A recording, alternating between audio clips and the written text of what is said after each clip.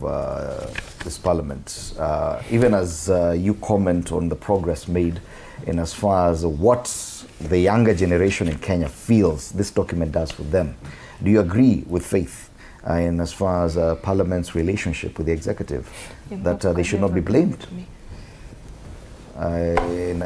from the accusations that they've simply become a rubber stamp of the executive? First, allow me say that the Kenyan constitution as it stands today is the most progressive constitution in the entire Africa, I would say so. And it's a constitution that comes with a lot of benefits for our country. And if you look around the continent, many African countries are really trying to benchmark with the document that we have as a country, so that they can make something good from themselves.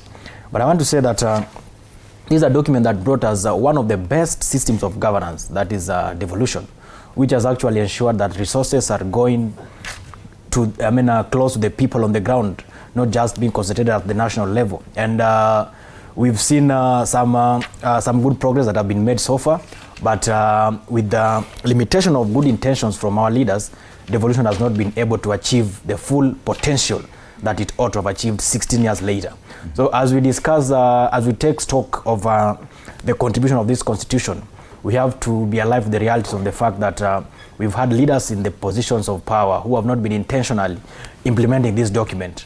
And we also need to take stock of the history and look at how did the leaders of today contribute to the establishment of this document, because it's unfortunate that the people we have in power today, led by Dr. William Ruto, are part of the group that actually opposed the referendum that brought us this document. So then it is good to say, and it is safe to say, that if you see the Kenya Kwanza regime actually molesting and not respecting the rule of law and implement this constitution as per the expression of Kenyans, people should not be surprised, because anyway, the leader of the government of today was at the forefront opposing this document, and he does not believe in it. And if you listen to the scripts, to the clips that he was saying that he appreciates this document and all that, I would say that we are being taken for a ride, and the president need to be intentional.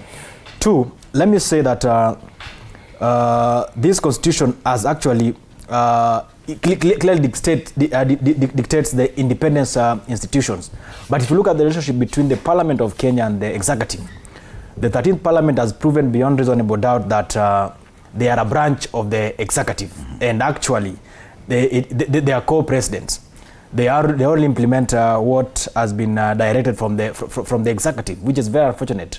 And to some extent, this thing has been taking shape into the judiciary, save for few legal minds who have stood strong and have called presidency and the executive to order.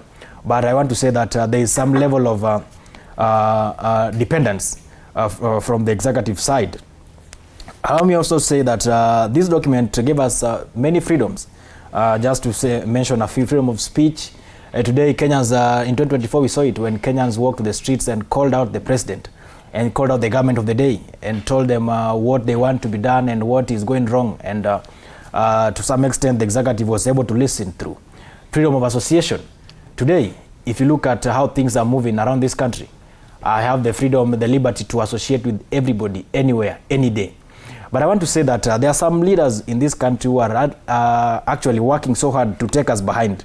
Because if you listen to some elected members, for instance, I saw a clip of some elected members from my region, Luo Nyanza, saying that the former deputy president, Rigathi Gachagua, should not imagine of stepping foot in Luo Nyanza. Mm-hmm. But then, if we are going to have such a conversation, if we are going to have leaders spewing such retrogressive statements, then where do we put this document as far as freedom of speech association is concerned? Because two things I want to say.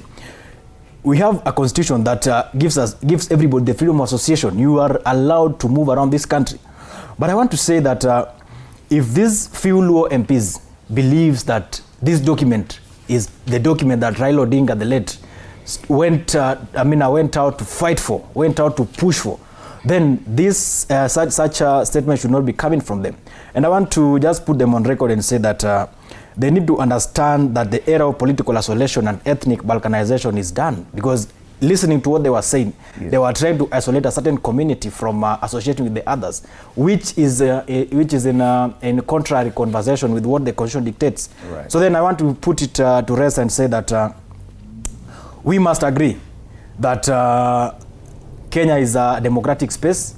The constitution dictates that you are allowed to associate and interact with everybody across the country, and therefore I don't expect elected leaders to come onto the TV and say that Rigathi Gachagua, because he's a Kikuyu, should not go to Luo Nyanza. The same way we have Luos in Kikuyu land and we have Kikuyus in Luo land. Leaders should give space to my sister here, go and stay in Olkalau if she wants to. I should also be given space to stay in the mountain, and Mountaineers, even we have to interact. Right. If we go that direction, we are going to honor this document, and we are going to actually work and live as per the dictates of the Constitution. Yes.